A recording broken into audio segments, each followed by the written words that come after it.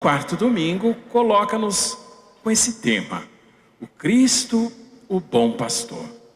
O bom pastor que dá a vida pelas suas ovelhas. Por isso que esse domingo, chamado Domingo do Bom Pastor, dia de rezar inclusive pelas vocações, aqueles que se dispõem a cuidar, dar vida pelo rebanho. Por que Jesus gosta de usar essa imagem? Bom, na verdade, esse domingo do Bom Pastor, ele está presente, como eu disse, nos 4 domingos, no quarto domingo da Páscoa. Nós temos 3 anos na nossa liturgia, o ano A, o ano B e o ano C. E nesses 3 anos nós dividimos esse capítulo 10º do Evangelho de João, que fala justamente dessa imagem. Jesus usando essa imagem do pastor e da ovelha. Primeiro domingo, o ano A, dá um enfoque, o ano passado, o ano B, um outro enfoque, e esse ano fecha para nós o enfoque, Jesus falando das ovelhas que escutam a sua voz. E na conclusão do Evangelho, para falar para nós, eu, o Pai, na verdade, somos um, mistério da Trindade que se revela a partir de Jesus. Bom, mas por que Jesus usa, então, essa imagem tão forte, um capítulo falando de pastor de ovelha de rebanho? Bom, porque na verdade isso diz respeito diretamente à realidade do povo de Israel. Todo mundo, todas as famílias, todas as pessoas, de uma certa maneira, estava envolvida direta ou indiretamente com 3 coisas: o pasto, com ovelha, as oliveiras do azeite e as vinhas da uva, Essa é a realidade, Então, são exemplos que Jesus dá porque as pessoas facilmente entenderiam. Hoje, apesar de não fazermos parte desse contexto, a gente consegue perceber essa imagem. Se Jesus, na verdade, ao invés de ter nascido em Israel há 2000 anos atrás, tivesse nascido no tempo presente e aqui em Araraquara, ele certamente ia usar como exemplo cana e laranja, com toda certeza, que faz parte da nossa realidade.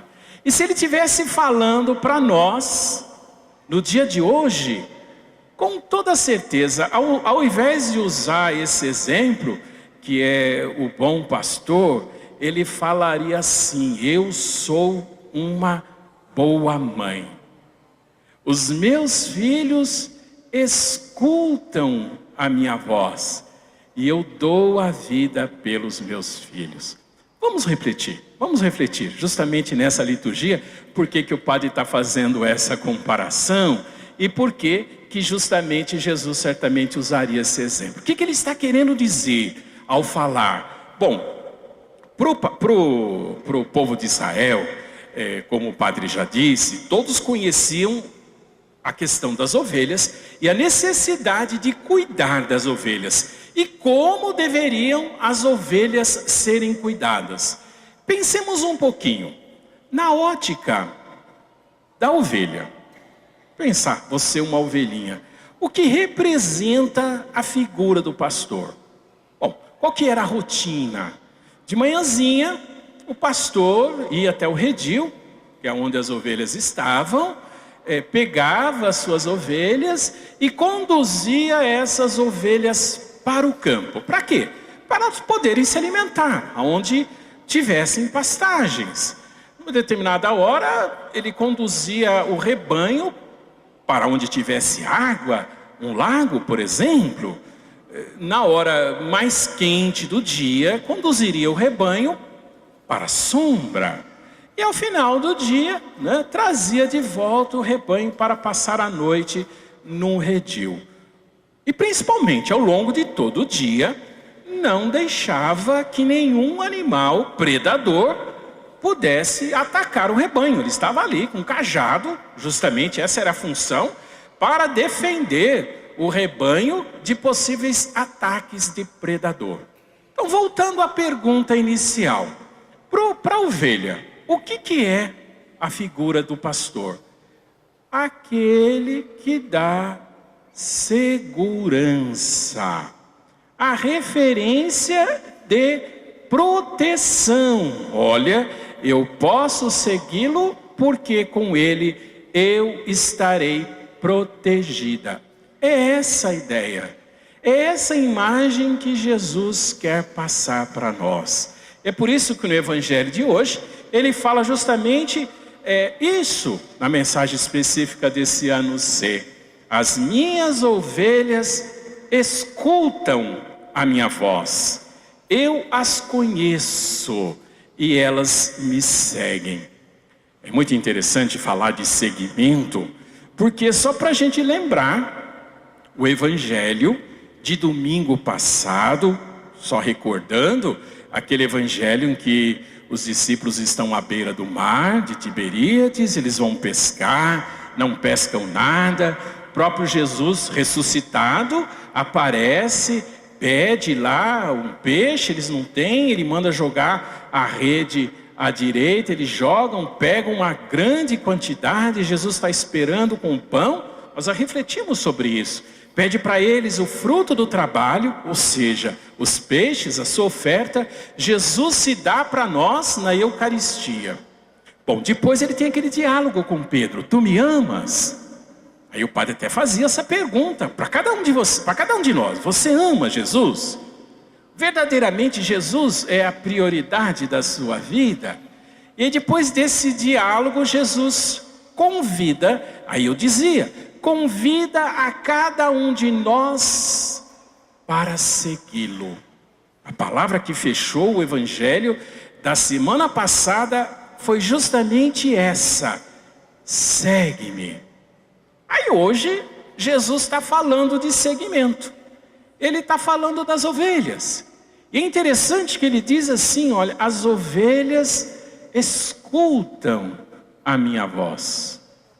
Vamos refletir um pouquinho, né? Se a gente vai escutar, nós precisamos aprender a escutar a voz de Jesus. Dei um exemplo ontem, eu falei assim: você imagina uma situação em que você, numa circunstância da sua vida, você escutou ou conversou com alguém. Pode até ter conversado um bom tempo com aquela pessoa, mas devido a um monte de coisas, de circunstâncias, às vezes foi uma conversa informal, numa circunstância, ou um negócio, alguma coisa assim, aí você fica 5 anos sem escutar aquela pessoa. Aí num determinado dia, você está numa festa, alguma coisa assim, um lugar público, aí você está falando, tem alguém atrás de você, tem um monte de gente falando, tem um monte de barulho, e aquela pessoa que conversou com você há tantos anos antes, está lá falando, nas suas costas. Você conseguiria reconhecer essa voz? Bom, eu particularmente assumo que eu não conseguiria. Não dá para lembrar de uma voz assim. Para a gente lembrar de uma voz, para a gente reconhecer uma voz, nós precisamos, em primeiro lugar, estar familiarizado com esta voz. Está escutando essa voz sempre. O locutor do rádio conhecido, que você não precisa nem saber o nome, você escuta ele há tanto tempo que você já sabe quem é. O apresentador de determinado jornal, da TV, alguma coisa, você escuta sempre, que você pode estar na cozinha, ele começa a falar na televisão, você já escuta e já reconhece a voz. Com toda certeza, se a sua mulher estiver atrás de você falando, você não precisa nem olhar para trás. Você sabe que é ela. Você sabe que é ela que está falando, né? Se a tua mãe, por exemplo, te chamar, e olha, se ela te chamar usando o seu nome inteiro, você sabe que é sua mãe. Aí no caso, você sabe que você vai apanhar também. Tá certo? Reconhecer a voz porque está familiarizado com ela. Está aí a grande mensagem para nós que Jesus nos dá hoje. As minhas ovelhas, o meu rebanho, ou seja, cada um de nós somos chamados a reconhecer a voz de Jesus. E como que Jesus fala para nós, meus caros irmãos e irmãs? Ele fala para nós através do Evangelho. Através da palavra de Deus. Escutar a voz de Jesus, reconhecer a voz de Jesus, seriam aquelas situações de nossas vidas em que nós nos deparamos com situações que vão dizer como nós que somos chamados a agir, a decidir, e nós pensamos assim: olha, Jesus no Evangelho ensina a fazer dessa maneira, e a gente procura fazer da maneira como que Jesus ensinou. Não na maneira com tantas outras vozes que podem existir no mundo, às vezes nos atordoando. Não são essas orientações que nós devemos escutar e acolher. É a orientação de Jesus. Em primeiro lugar, a orientação de Jesus. É isso justamente que Jesus quer dizer para nós quando diz que nós somos chamados a escutar a voz de Jesus. Agora, voltando nessa ideia, para isso, para reconhecer essa voz, nós temos que cada vez mais estar em contato com ela. Nós participamos da missa, meus caros irmãos e irmãs, e temos essa primeira parte da missa para escutar a voz de Jesus que fala conosco através da palavra de Deus. Quisera que nós tivéssemos todos os dias a oportunidade de ver um trechinho da Bíblia, da palavra de Deus. Quisera que nós pudéssemos nos alimentar constantemente dessa palavra de Deus, estar familiarizado com ela.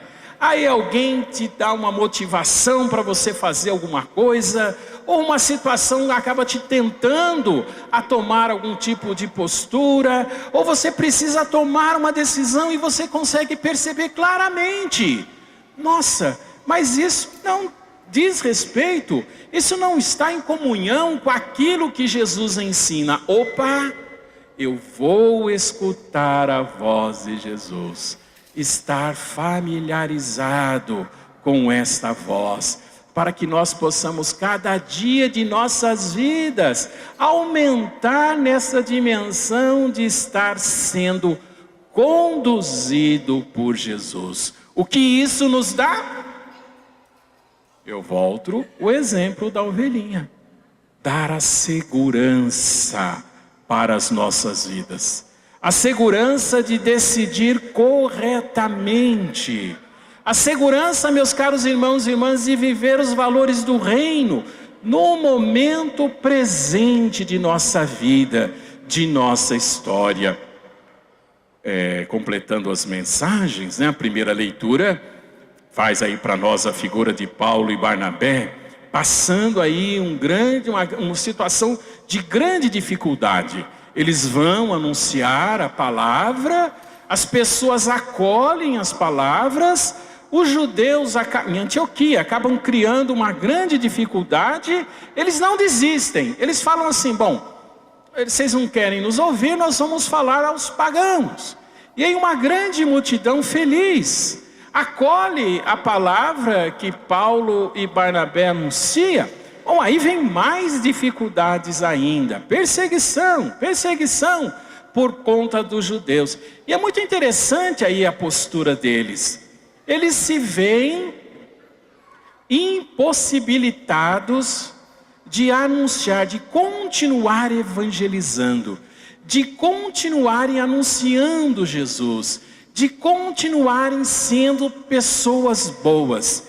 Eles desistem? Bom, eles desistem daquele lugar, daquela circunstância. Eles não desistem de serem pessoas boas. Eis a grande diferença. Às vezes nós precisamos nos reposicionarmos, mudarmos, trocarmos, assumimos outros lugares, outras circunstâncias, mas jamais sem desistir da essência, que é justamente o querer ser de Deus. As dificuldades são muitas, é isso que nos fala a segunda leitura, fala de uma grande tribulação. Olha, uma multidão que veio de uma grande tribulação. Algumas semanas atrás nós refletimos sobre o sentido dessa tribulação. Era a perseguição dos romanos. E aí eles venceram. Isso quer dizer sim, que é possível sim vencer as dificuldades, os desafios, se nós buscarmos a todo momento ouvir o que Jesus tem para nos dizer. Se nós buscarmos a estar familiarizados, acostumados, perseverantes em ouvir o que Jesus tem para nos dizer, reconhecê-lo como aquele que nos dá segurança, aquele que nos conduz.